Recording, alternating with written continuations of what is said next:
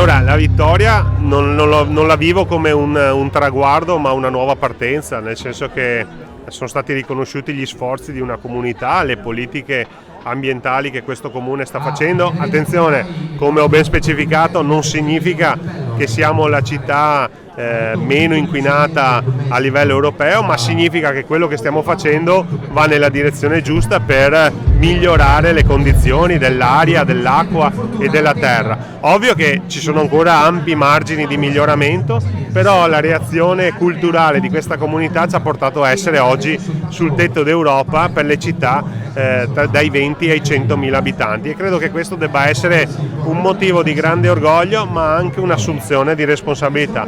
Ognuno di noi può fare molto cambiando le abitudini quotidiane nell'approccio alla sostenibilità ambientale: usare meno la macchina, usare il trasporto pubblico, usare la bicicletta, abbassare di qualche grado la temperatura all'interno delle proprie abitazioni. Insomma, ognuno di noi può fare molto, però di questa comunità, come ha ben detto il Presidente della Repubblica Sergio Mattarella, ha dimostrato che se vogliamo possiamo, e il risultato è questo. Grazie mille.